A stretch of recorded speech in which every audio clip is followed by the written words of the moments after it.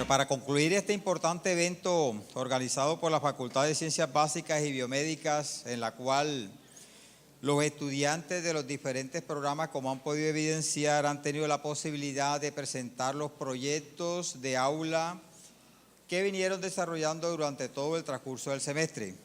Proyectos interesantes, importantes y sobre todo porque se está poniendo en práctica lo que queremos implementar en la universidad, como son los estudios interdisciplinarios. Mis palabras de reconocimiento a la doctora Jenny, a Rocío, a Liliana, al profesor Maturana, al profesor Trindade, a todos los profesores, en fin, disculpen que de pronto se me olvide algunos, que han contribuido para que este evento sea todo un éxito. Para finalizarlo entonces con broche de oro, nosotros tenemos en la mañana de hoy la visita del doctor Felipe García Vallejo. El doctor Felipe García Vallejo es académico de número de la Academia de Ciencias Exactas, Físicas y Naturales, es biólogo de la Universidad del Valle y doctor del Instituto de Química de la Universidad de Sao Paulo. Ha estado 3 años de estancia doctoral y postdoctoral con beca de la Fundación Pogartis de los Institutos Nacionales de Salud de los Estados Unidos y en la Escuela de Salud Pública de la Universidad de Harvard en Boston. Fue durante el año 2001 profesor visitante de la Facultad de Medicina de la Universidad Kagoshima en Japón. Ha sido investigador visitante de los Centros Internacionales de Ingeniería Genética y Biotecnología en Nueva Delhi. Ha sido investigador y profesor visitante también de la Escuela de Biología del Instituto Tecnológico de Georgia en Atlanta. Investigador ampliamente reconocido a nivel internacional y nacional en las áreas de genética. Ha recibido varios premios en nuestro país, entre los cuales destaco Águila de la Ciencia de la Asociación Colombiana de Ciencias Biológicas, también el Premio a la Vida y Obra de la Asociación Colombiana de Ciencias Biológicas, Premio Nacional de Medicina de la Academia Nacional de Medicina y es miembro de número de la Academia Colombiana de Ciencias Exactas, Físicas y Naturales. Ha sido jefe del Departamento de Ciencias Fisiológicas de la Facultad de Salud de la Universidad del Valle, en donde fundó y dirige el Laboratorio de Biología Molecular y Patogénesis. Fue director de Colciencias y decano asociado de la Vicerrectoría de Investigación de la Universidad del Valle. Ha sido autor de 13 tesis doctorales, 12 tesis de maestría y 38 de pregrado, y autor de más de 170 artículos de investigación en revistas indexadas. Entonces, con ustedes, démosle con un fuerte aplauso la bienvenida al doctor Felipe García Vallejo.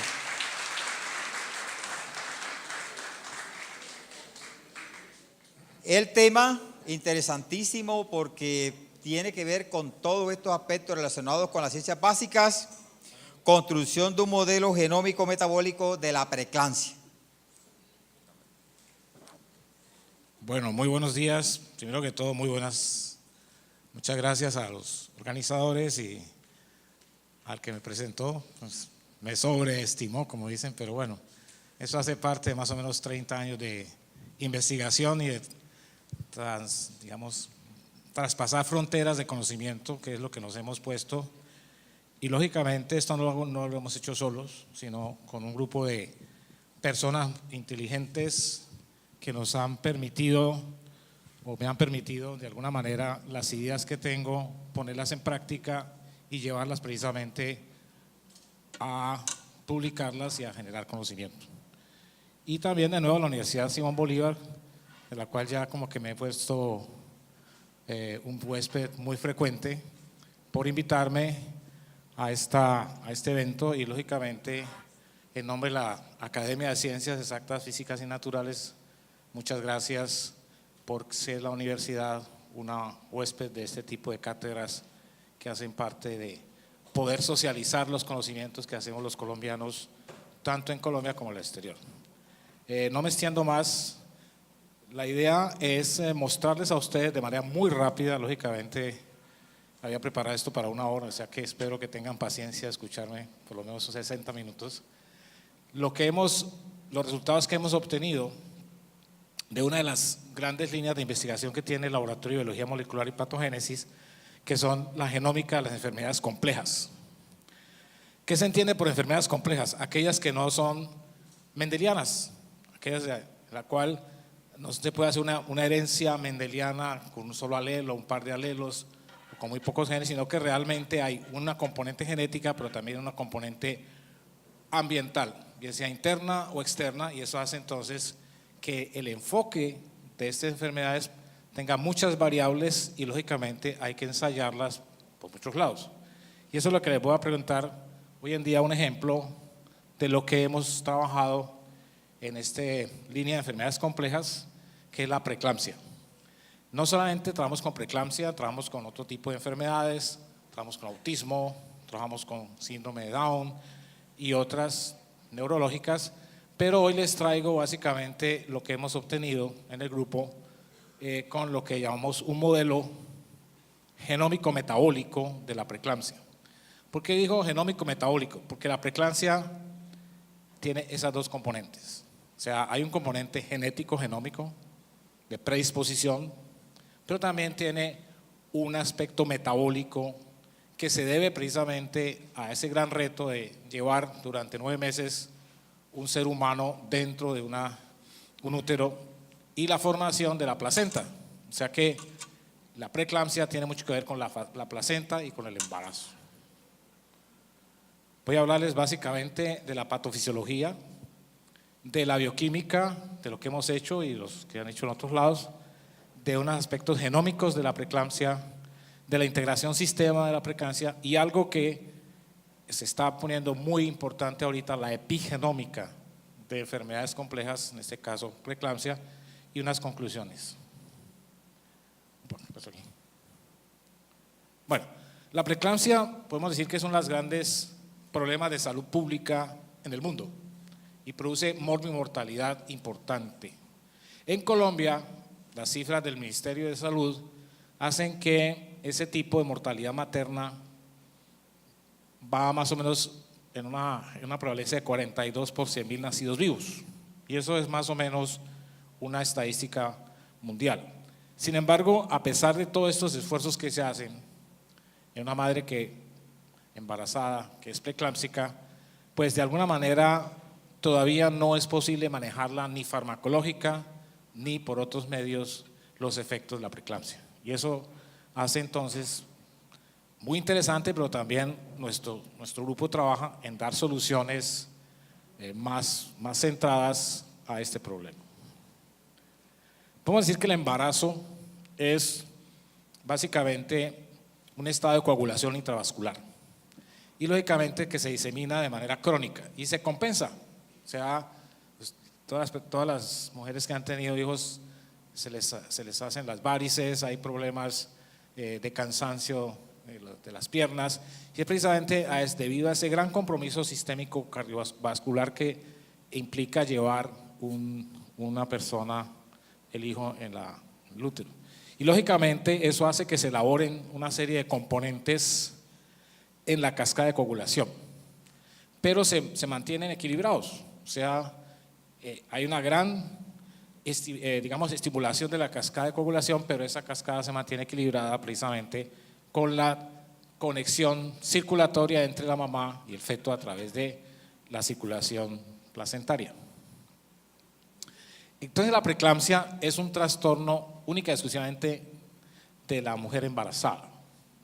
¿Y cómo se cura? Pues lógicamente o no embarazándose o de alguna manera ya teniendo el hijo, pero también hay unos factores que predisponen que después del parto se puede seguir un proceso de preeclampsia y en algunos casos procesos de eclampsia que pueden llevar inclusive a la muerte de la madre. Y eso es lo que preocupa mucho y lo que nos ha tenido en cuenta en este caso. Y también afecta al feto, porque normalmente los hijos de madres que han tenido preeclampsia pues tienen bajo peso al nacer y tienen una serie de complicaciones posteriores que merecen la atención. Como decía yo, la principal causa de mortalidad en países desarrollados, 15 a 20%, y lógicamente el 33% de los casos de madres preeclámpsicas tienen bajo peso al nacer. El bajo peso al nacer es una preocupación de los pediatras porque realmente esos niños van a tener problemas y hay que manejarlos y monitorearlos muy fuertemente. Aquí hay unas estadísticas sobre mortalidad materna en el mundo. Esto básicamente, esta es la triada que produce la famosa hipertensión complicada en preeclampsia, que de alguna forma es importante causa de mortalidad materna mundial. La mortalidad materna en las Américas, vemos que Colombia está en una mortalidad de 50 a 99 por 100.000 habitantes, perdón, por 100.000 nacidos vivos, y eso hace entonces que sea un problema no solamente ginecológico, sino también un problema de salud pública.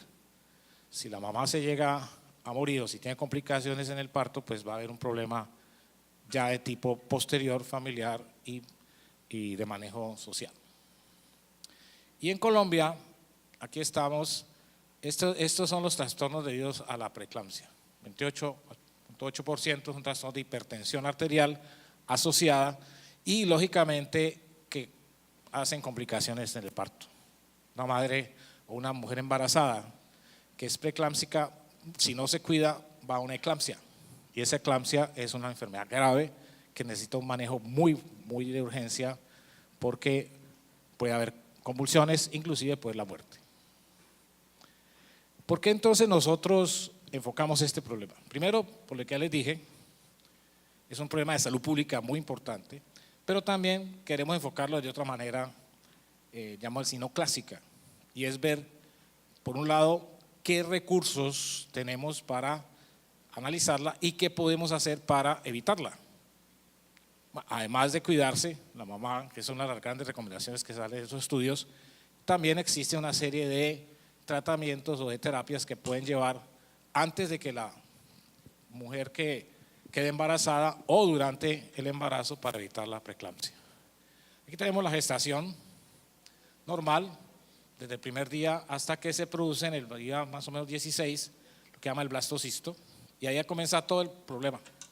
¿Por qué? Porque en el blastocisto comienza ya la formación posterior de la preeclampsia y comienza a haber la invasión de capilares maternos que van a crear esa circulación entre el embrión y la madre. Y ese es el gran problema de la preeclampsia. Allí se produce todo el efecto de preeclampsia. ¿Por qué? Porque mucho de eso conlleva a lo que llama los trastornos hipertensivos del embarazo.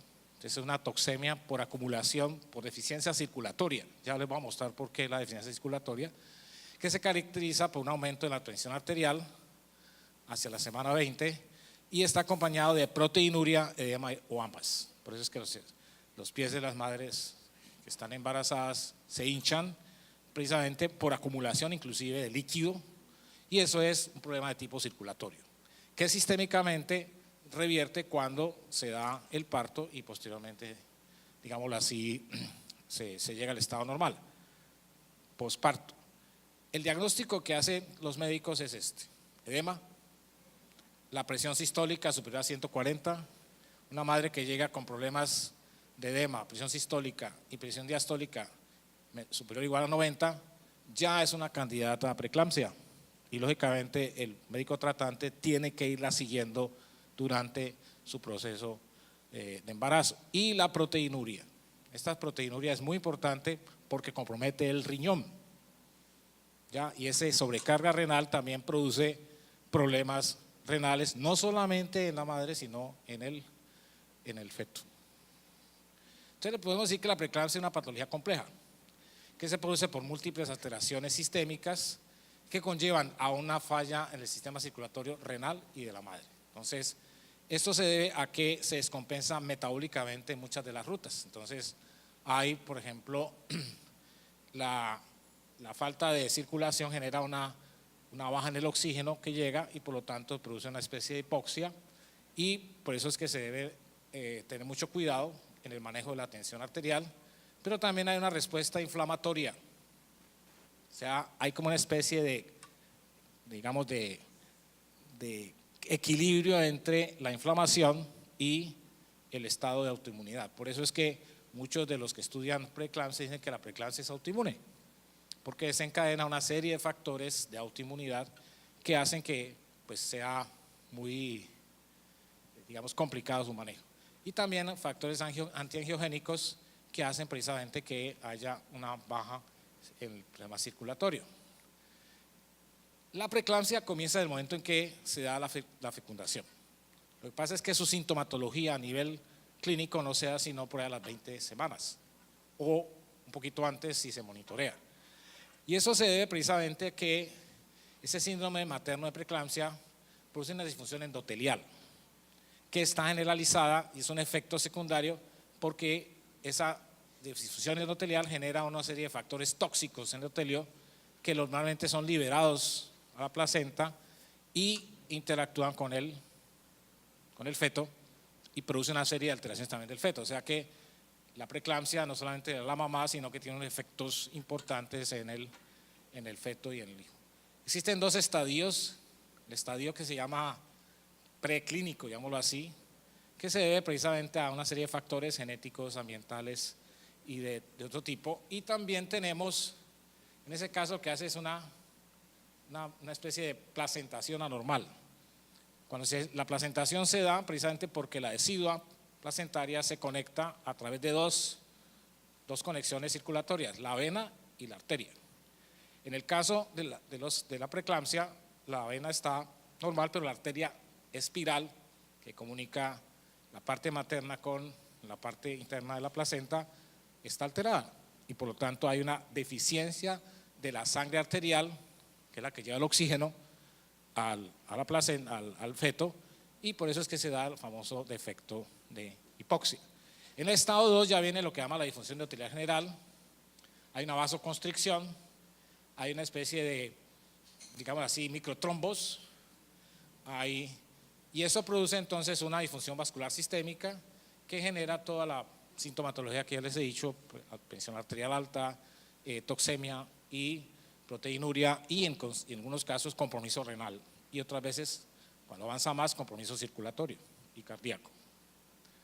Simplemente son los estadios, no voy a hablar más de eso, pero se produce una placentación anormal y por lo tanto hay una, digámoslo así, inapropiado desarrollo de la arteria, digámoslo así, espiral que conecta la parte materna con el interior de la placenta, y hay una remodelación bioquímica y metabólica y genómica, eso que es lo que nosotros hablamos.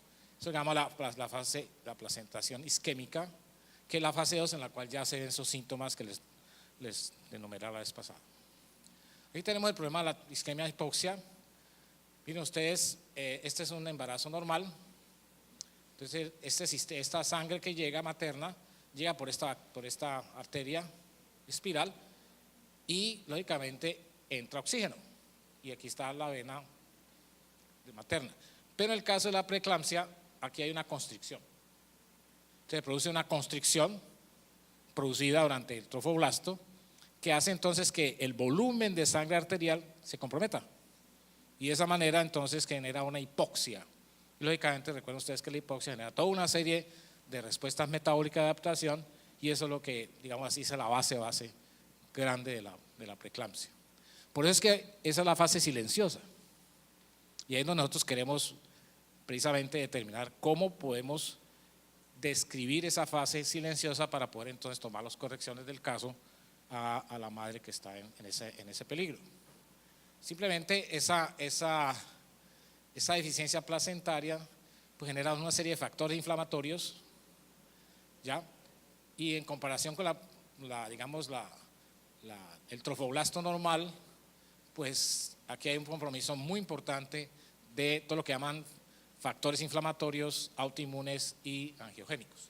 Y a la última, pues produce las famosas respuestas SOS de adaptación de óxido nitroso y todo eso. Simplemente no les voy a decir más porque no los voy a complicar más en esto, pero hay muchos más efectos sistémicos de la preeclampsia.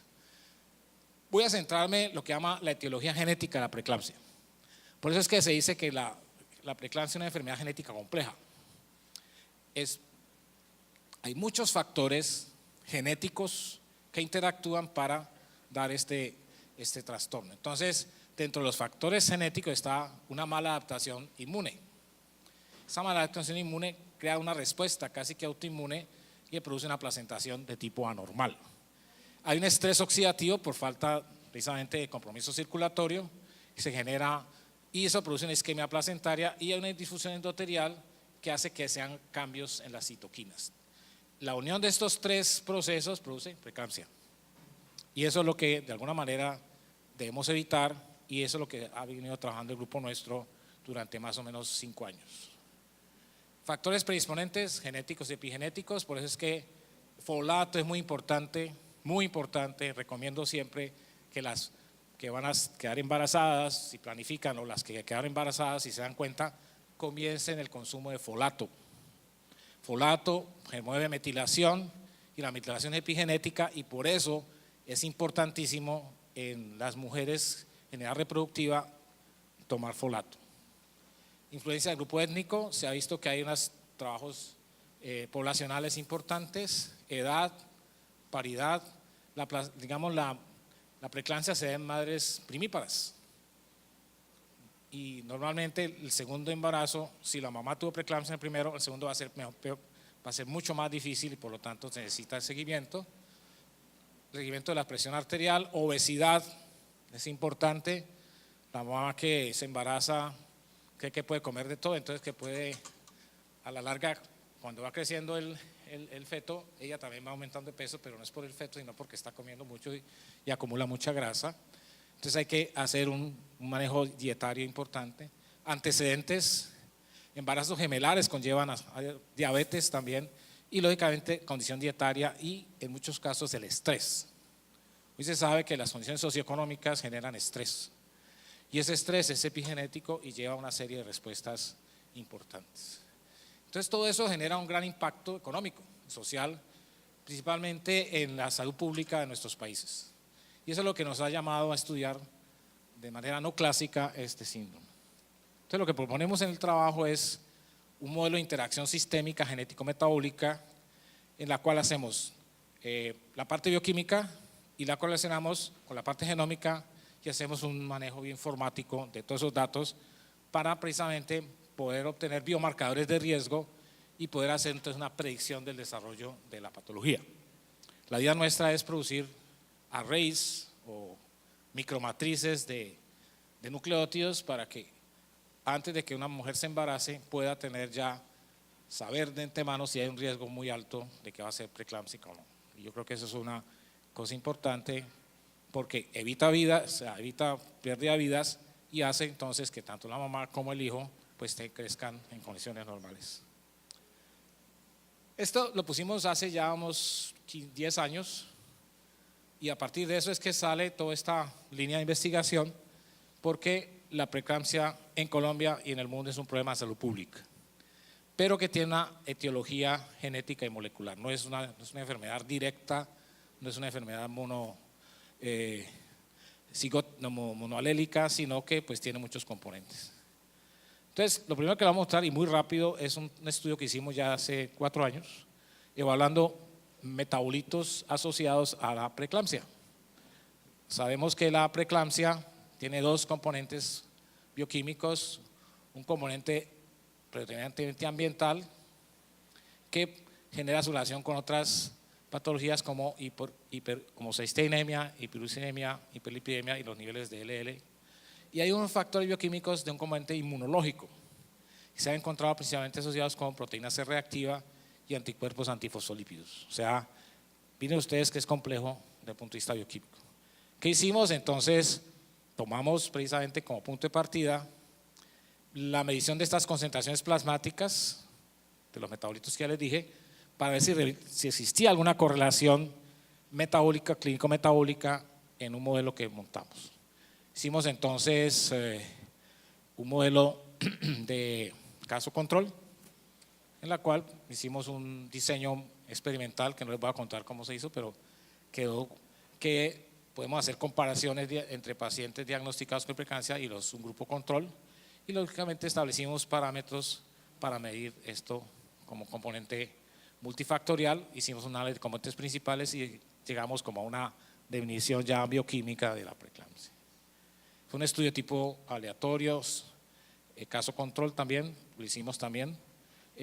Caso, pues lógicamente la madre gestante que llegaba al servicio de obstetricia ginecología del Hospital Universitario del Valle, que previamente era diagnosticado por el internista y el ginecólogo como preeclámpsica, por los criterios internacionales que les mostré, y el control, pues lógicamente lo que no tenía eso.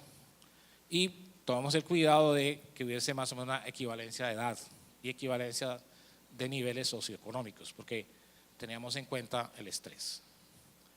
Está el criterio de inclusión, aquí está, criterio de exclusión, y pues simplemente nos cuidamos mucho en esas variables que a veces ponen problemas cuando uno va a hacer un análisis estadístico bien hecho.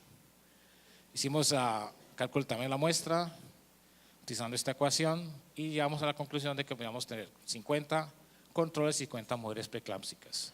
La edad varió entre mujeres de 25 a 40 años.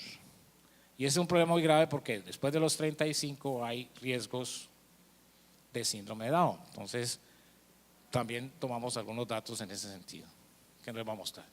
Simplemente aquí va, se toma un análisis de muestra de sangre, plasma, centrifugado, y se hicieron las pruebas clásicas de bioquímica y de inmunoensayo para PCR y los anticuerpos antifosfolípicos, y hicimos un análisis estadístico de eso.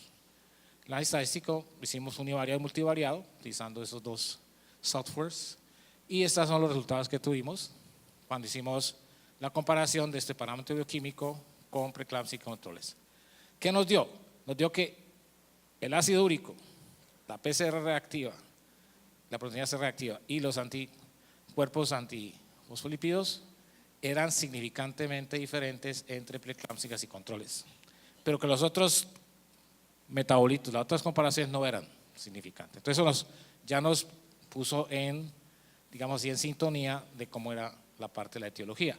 Aquí están las comparaciones estadísticas, y los únicos que nos dieron, digamos, diferencias estadísticas significantes fueron ácido úrico, PCR y los anticuerpos antifosfolípidos. Fuimos a hacer un análisis de componentes principales con este tipo de parámetro bioquímico y logramos definir que el 76% de la varianza acumulada se podía resumir en 3 componentes, y esta es la contribución de la varianza de cada una de estas variables, y logramos sacar entonces cómo la componente 1 está compuesta por aquellos metabolitos que generan procesos de inflamación y de inmunidad. Entonces ya la preeclampsia es un problema inflamatorio y tiene mucho que ver con el problema de la disfunción inmune. El componente 2 es el componente metabólico lipídico, entonces la colesterol, HDL, LDL, triglicéridos, y un componente 3 que es muy importante para nosotros, que es el de metabolismo, dieta y epigenético. ¿Por qué? Porque el folato es un remodelador de la cromatina por metilación a través de un proceso de metilación del DNA a nivel de citocinas. Entonces, de alguna manera ya tenemos biomarcadores, que es lo que estamos inclusive dando como protocolo para que la mujer embarazada desde más o menos las 15 semanas ya comience en un control periódico de esas variables.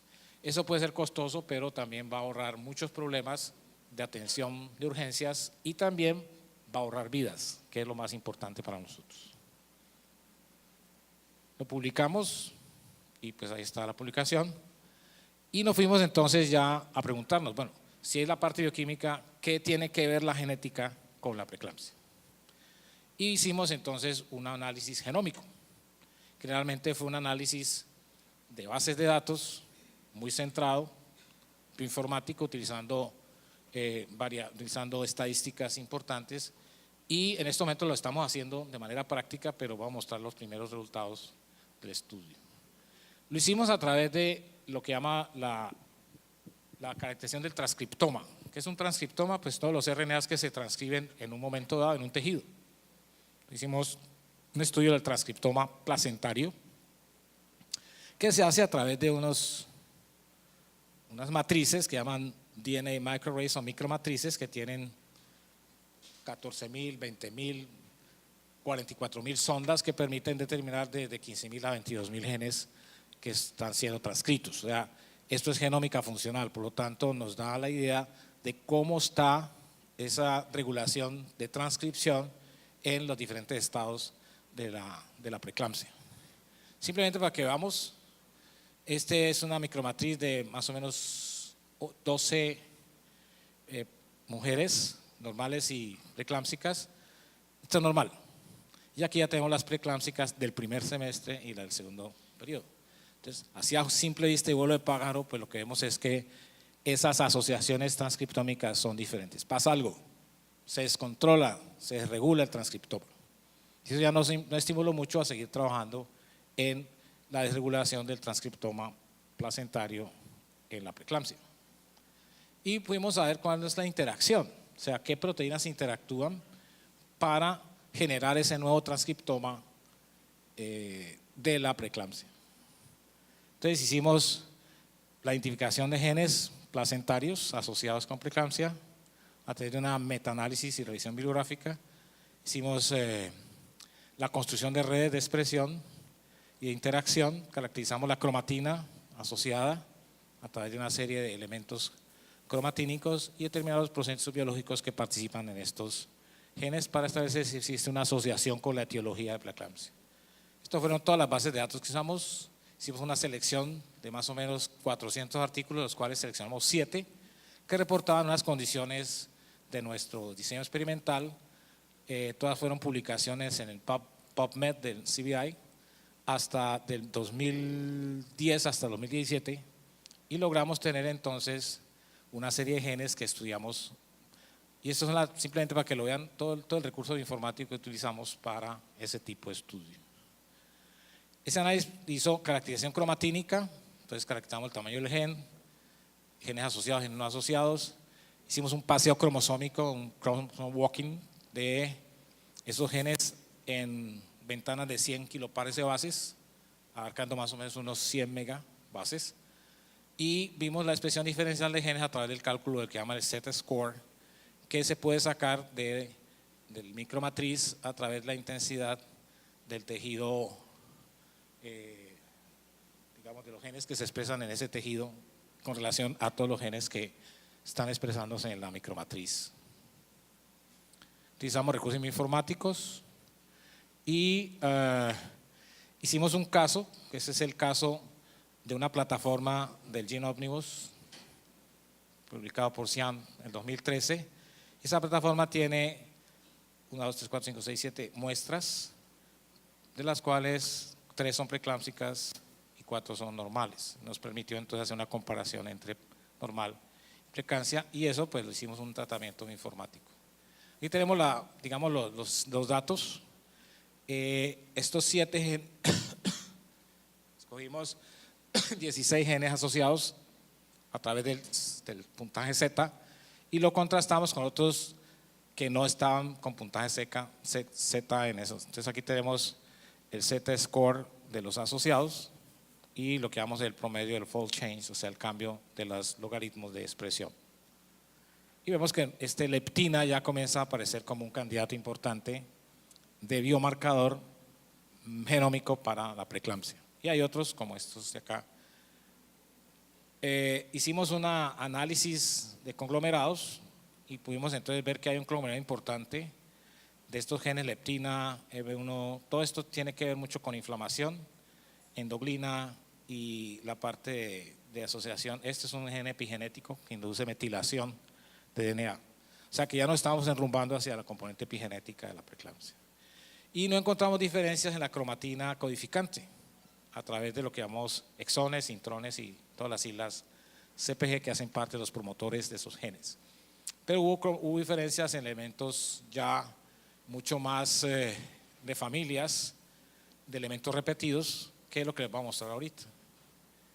Esta es la distribución de familias de elementos repetidos, line, cine, alus, todo este tipo de elementos repetidos del genoma en genes asociados y en genes no asociados. Entonces vemos que hay hacia simple vista el paisaje es diferente, o sea, la distribución es diferente.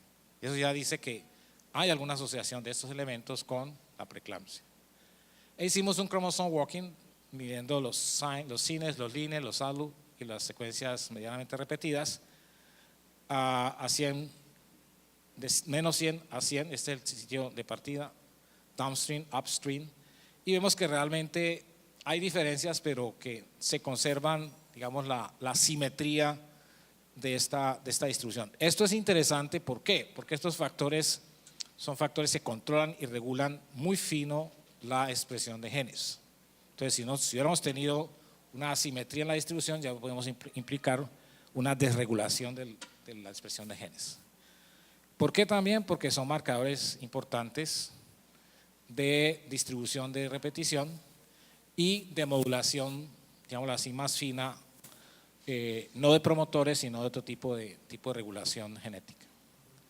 Y las interacciones proteicas nos dieron 3 proteínas muy interesantes. Esto se hizo a través del uso de un programa que se llama Cytoscape, que nos da interacciones de proteínas, y vemos que esta proteína, que es una proteína asociada al linfoma, interactúa mucho más, tiene 117 interacciones con proteínas en una red de interacción. Este otro gen que ayuda mucho en la parte de tumorogénesis, y aparece un gen que fue una sorpresa para nosotros, que es el gen queratina 19, y que no hemos podido saber para qué sirve, como dicen, pero está allí y interactúa mucho entre las proteínas asociadas a preeclampsia. Estamos trabajando en eso precisamente para ver a qué sirve. Básicamente esto es una caracterización topológica de la red que se hace, y vemos que la red está bastante dispersa, involucra muchos elementos. Esto ya es lo que hace este programa, son los parámetros estadísticos de medidas topológicas. Y esta fue la red. Miren ustedes, esto básicamente fue una red que de alguna manera tuvo módulos, 1, 2, 3 módulos importantes y una serie de submódulos con genes centrales menores, pero aquí están los 4 los 3 que les mostré. Esto aparentemente es un dibujo, pero ese dibujo implica muchas cosas, porque uno puede hacer medidas mucho más finas de interacción y construir todo un paisaje de interacción entre los genes y las proteínas que hacen parte de la preeclampsia. Hicimos las categorías GO para procesos biológicos. Miren ustedes que nos salen una cantidad de regulaciones metabólicas, el proceso apoptótico, todo lo que produce inflamación genera también apoptosis mediada, cascada 1, regulación de la fagocitosis, regulación de la división celular. Toda esta parte tiene mucho que ver con la parte de desarrollo. Y el brote de angiogénesis, que es muy importante para nosotros. Y lógicamente eso tiene un p-value, que es como la probabilidad de que eso, digamos, las diferencias sean mínimas estadísticas, y pues nos dieron p-values o valores p muy significativos. Entre las categorías GO vemos la parte de apoptosis.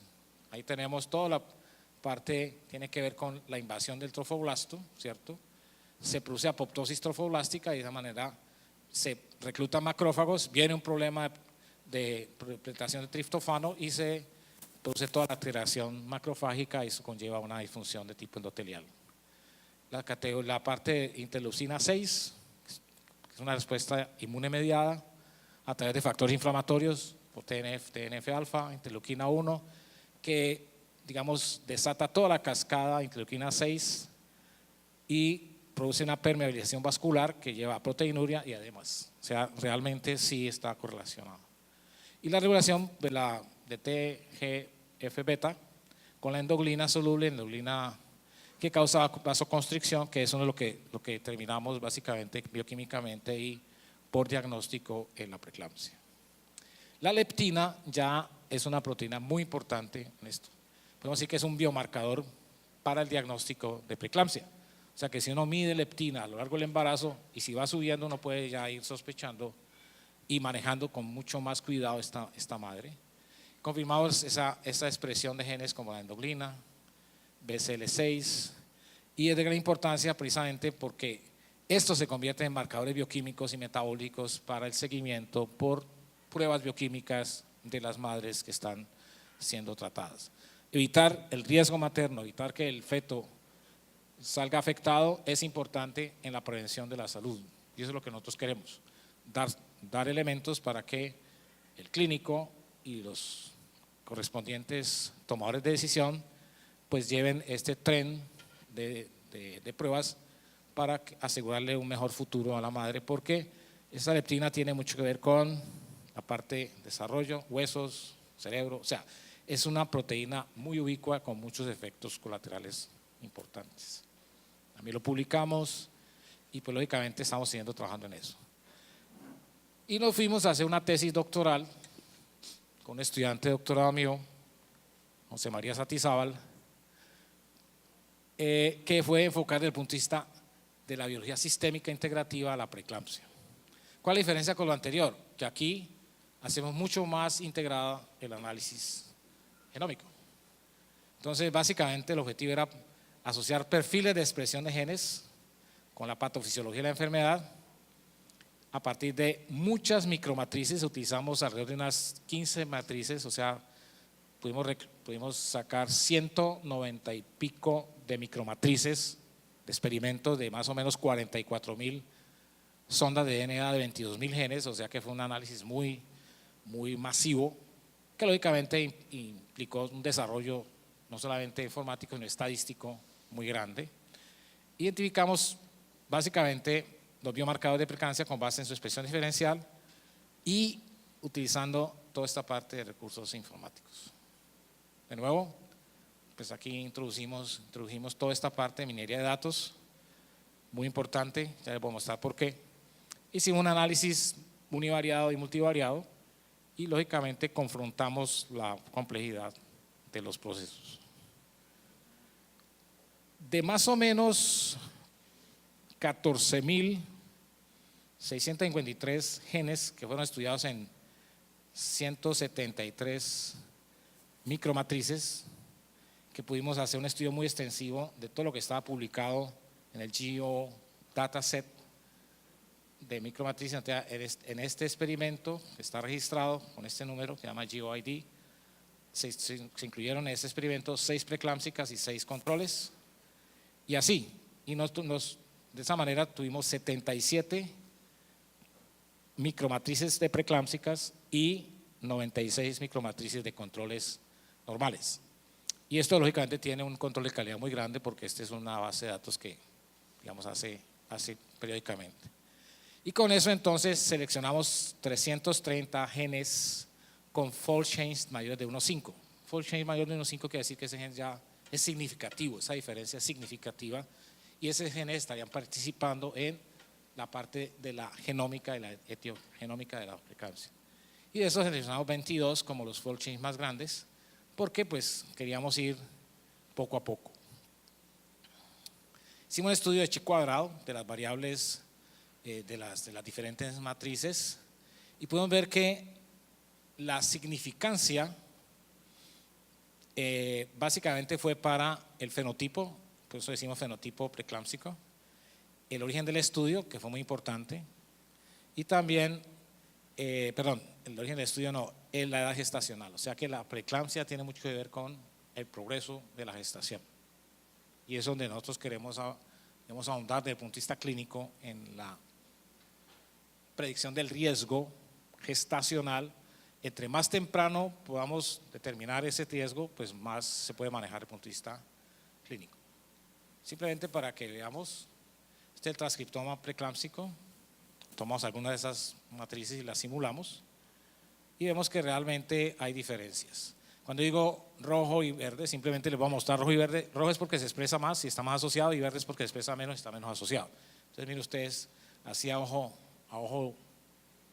vuelo de pájaro, como dicen, pues hay diferencias entre el rojo y el verde. Ya las diferencias no las voy a mostrar porque eso sería otra cosa, inclusive muy aburridora, porque serían muchos y muchos datos. Pero eso nos da un paisaje muy diferente, o sea, hay una diferencia en el transcriptoma de preeclámpsicas con relación al control. Y cambia de un trimestre a otro. Entonces, primer trimestre, este es tercer trimestre. O sea que hay un cambio, un switch genómico, transcriptómico durante la preeclampsia. Y esto es la expresión de placentas preeclámpsicas que hicimos, estos genes como ya biomarcadores en mayor cantidad. Hicimos un cálculo de Z-score, hicimos un cálculo de R. Miren ustedes que leptina es la que más está, digamos, expresada por un R, que es el logaritmo M, que el logaritmo M es el log de preeclámpsicas menos el log de control. y eso nos da un dato que llama R, relación de descontrol, y de esa manera vemos que tanto leptina, estos genes están descontrolados, o sea, su expresión es mayor en las preeclámpsicas, las placentas preeclámpsicas. Por lo tanto, lo proponemos como marcadores, biomarcadores de preeclampsia.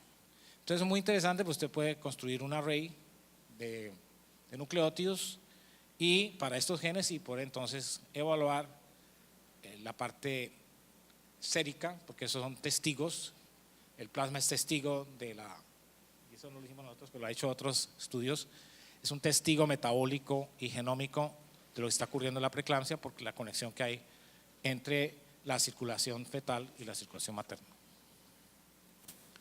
No les voy a hablar más de esto, pero ya tenemos estos, estamos trabajando los marcadores y posiblemente en otra oportunidad les hablo más de este tipo de cosas. Pudimos referir básicamente 3 tipos de placentas preeclámpsicas que tienen diferentes, digamos así, expresiones de estos genes. Entonces miren ustedes, el gen de leptina está en todas.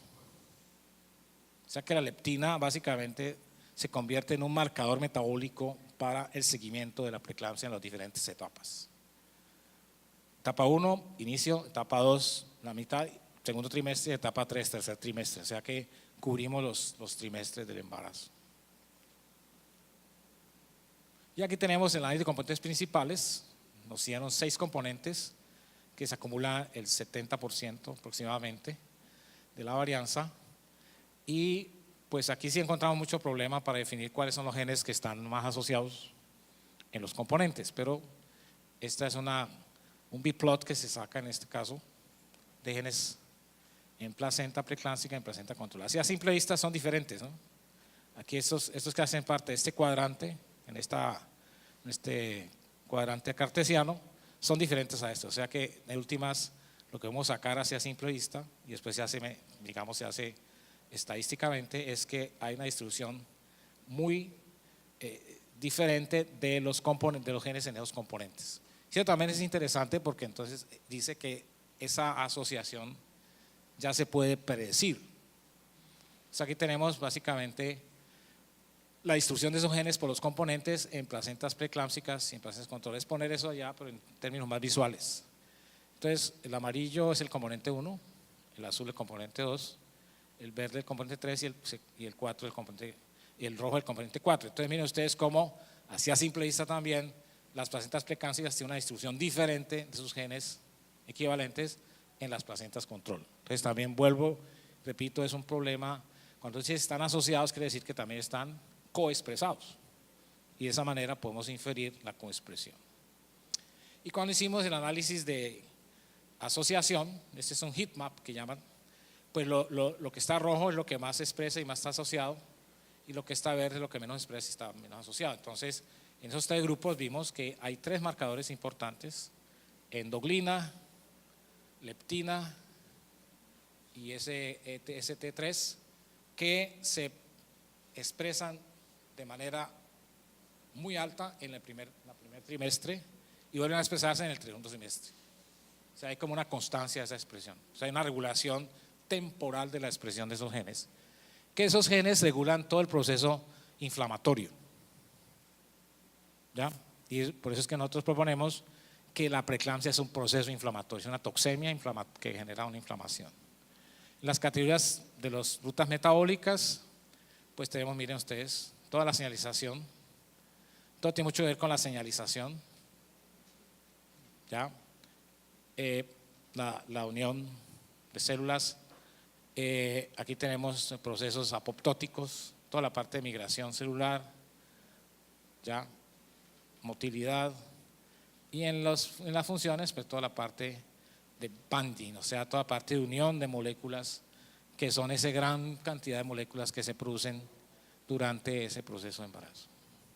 También lo publicamos y fuimos ahora a lo que estamos haciendo ahora. Simplemente voy a mostrarles los primeros resultados de un trabajo que estamos haciendo experimental utilizando micromatrices de metilación de DNA, que es una manera de aproximarnos hacia la epigenética. Recuerden que la epigenética básicamente tiene que ver con las modificaciones químicas en el DNA, en la cromatina, pero que no cambian la secuencia, pero que tiene efectos ¿en dónde? heredables, o sea, esa epigenética se hereda. Y hoy en día cobra mucho sentido porque hay mucho trabajo que dice que el estrés del día a día genera marcas epigenéticas. Y vamos a ver, esa preeclampsia es un estrés. Por lo tanto, ese fue el racional que hicimos para enfocar la parte epigenética. Y lógicamente se modifican por factores ambientales y puede producir una especie de efecto pleiotrópico de esos genes. Y lógicamente es una adaptación al medio ambiente. Y eso nos está diciendo que el genoma es plástico, o sea, se va adaptando a las condiciones. Cuando uno dice plástico es porque esas modificaciones modulan transcripción. Hay, digámoslo así, varios mecanismos epigenéticos. Yo me voy a centrar en el más simple y el más usted dice que es la metilación de grupos en la citosina, pero hay otros que son la modificación de histonas, principalmente en histonas H3 y H4 por metilación, acetilación y fosforilación. Están los microRNAs y hay otro tipo de componentes no codificables que hacen parte de todo un gran paquete que regula la expresión. Cuando se metila, normalmente el gen se reprime. Cuando se desmetila, normalmente el gen se activa. Y esa metilación ocurre más centradamente en dinucleótidos CPG que hacen parte, que llaman unas islas CPG, que se localizan preferencialmente en los promotores de genes que codifican por proteínas. Entonces, cobra sentido estudiar la metilación de islas CPG a través de los genes que están asociados.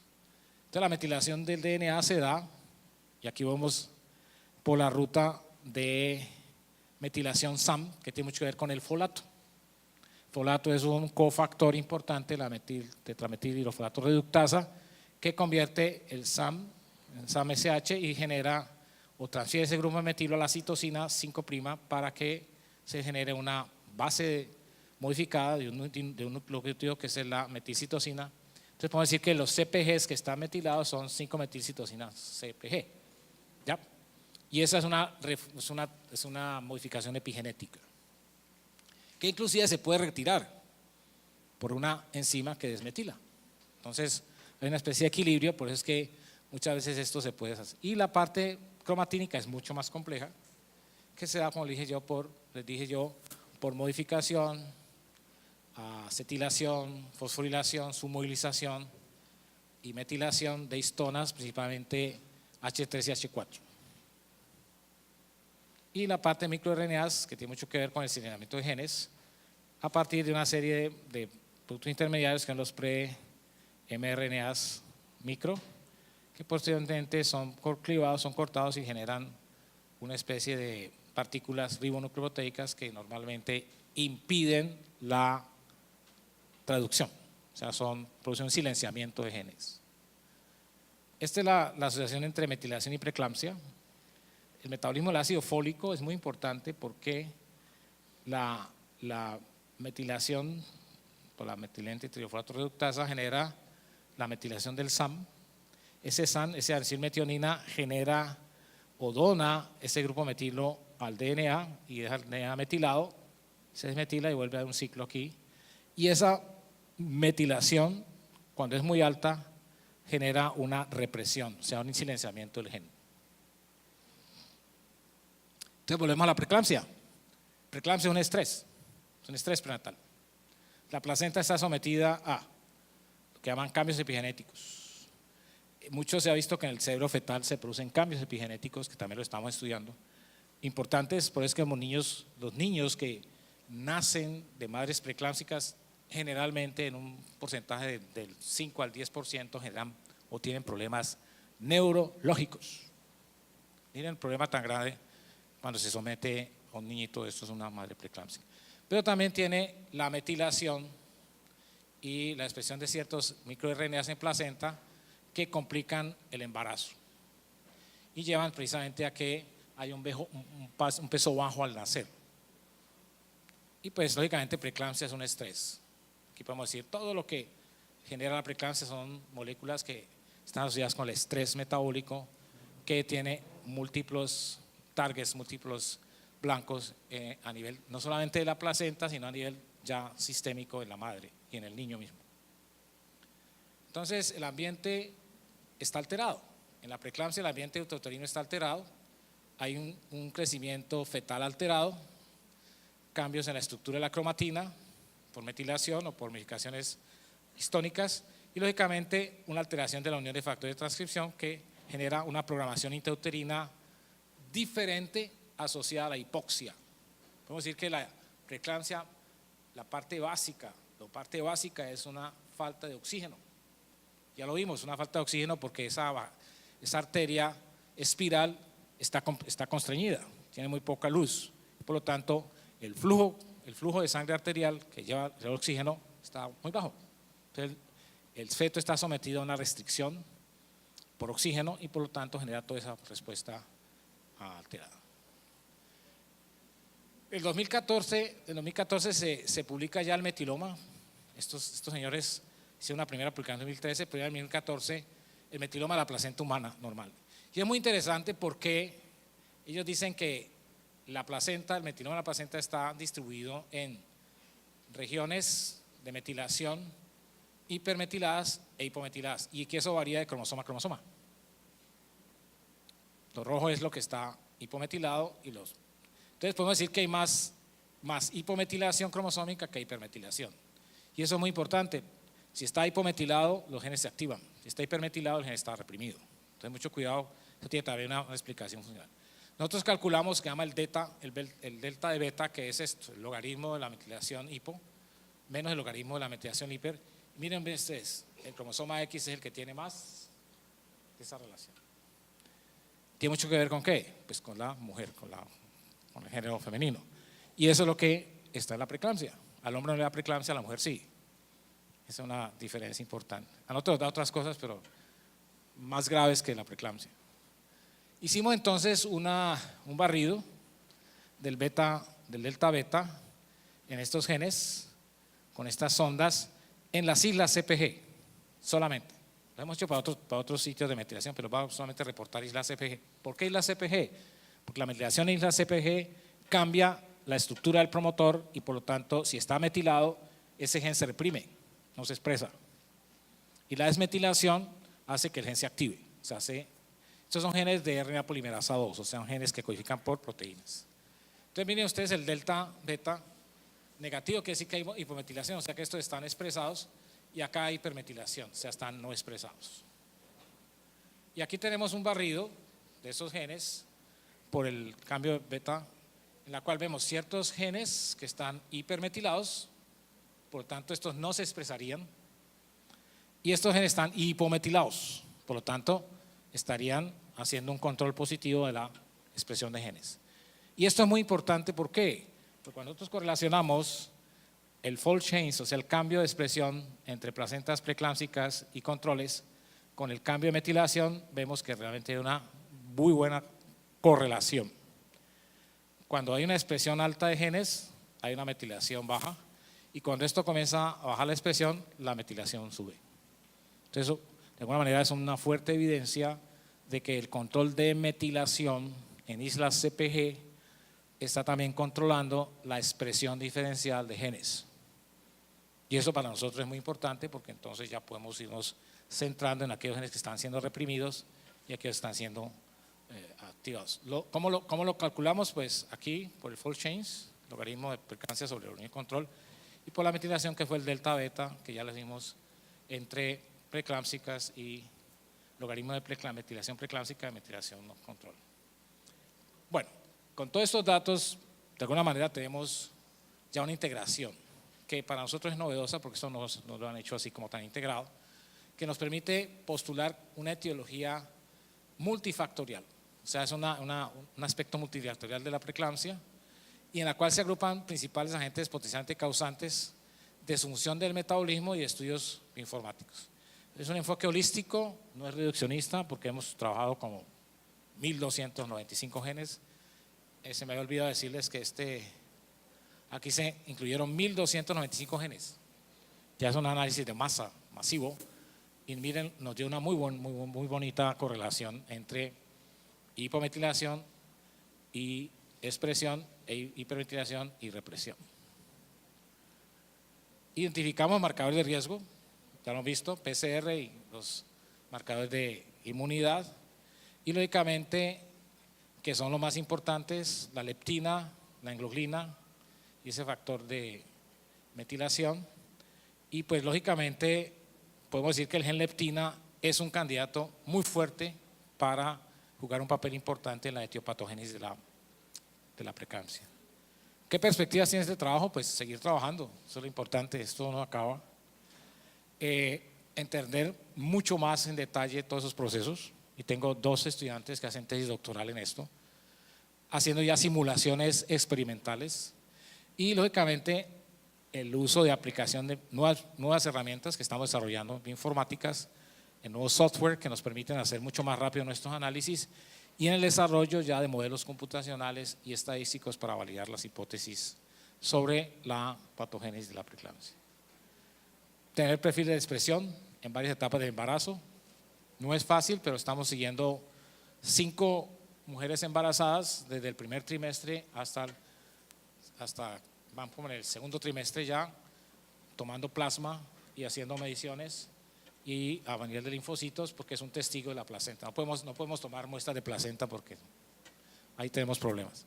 Y lógicamente continuar con los estudios epigenómicos. Pienso que una de las grandes, digamos, resultados de todo este trabajo es que la epigenómica está jugando un papel muy importante en la patogénesis y en la, digamos así, en los elementos, todos los mecanismos que desencadenan preeclampsia. Y eso es nuevo, por eso esto todavía está en construcción, estos son datos todavía muy preliminares, pero que ya nos enrutan a ese paso. Primero que todo, pues esto no lo hice yo solo, yo puse la partecita de cerebro y a veces conseguir la plata, pero eso lo hacen otras personas. Es el destino fatal que tenemos los que nos ponemos a dirigir grupos de investigación, que ya nos salimos del laboratorio hace mucho rato, pero que a veces entramos y cometimos, entre otras cosas, problemas. Alejandra Rodríguez es una estudiante candidata de doctorado. Verónica ya se graduó como bióloga. El profe Julio César Montoya es parte del equipo nuestro, Alberto Sánchez, José María Satizábal y otros investigadores. Y lógicamente todo el personal de asistencia del Departamento de Ginecología del Hospital Universitario del Valle.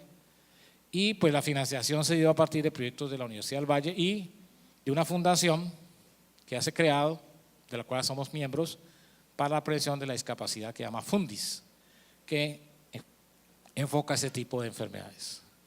Y lógicamente este proyecto lo llevamos con las normas éticas, fue aprobado por todo el Comité de Ética de la Universidad del Valle y respetamos todos los lineamientos éticos del caso. Muchísimas gracias.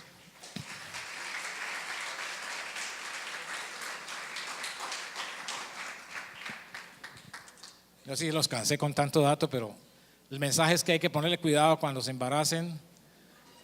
Consuman folato, importantísimo, porque eso es un factor que disminuye mucho el riesgo de preeclampsia y de otras enfermedades asociadas. Muchas gracias. Gracias, doctor. Doctor, una pregunta para el doctor. Cuando una mujer tiene preeclampsia, ¿necesariamente queda condenada para que todos sus futuros embarazos le dé la patología o por el contrario es irreversible? Bueno, los estudios epidemiológicos muestran que hay un factor de riesgo en el primer embarazo preeclámpsico al segundo preeclámpsico. O sea, hay un DO de riesgo de más del 80%. O sea que por eso yo insisto, y esto, además de todos esos datos que les he dado, que por favor controlen el peso, consuman folato. Las madres embarazadas creen que pueden comer de todo porque como están aumentando de peso, pero el 10% del peso es el de la placenta, pero a veces se elevan hasta 20 kilos más y eso produce una condición muy importante de insuficiencia circulatoria y de diabetes. La diabetes es una condición predisponente para la preeclampsia. Entonces sí, realmente la multiparidad de las madres es un factor de riesgo y por eso es que el ginecólogo tiene que averiguar muy bien la historia clínica de esa mamá y de su mamá y de su abuelo, o sea, la familia, porque se ha visto que hay familias en las cuales las mujeres preeclámpsicas todas, entonces hay que tener mucho cuidado con eso.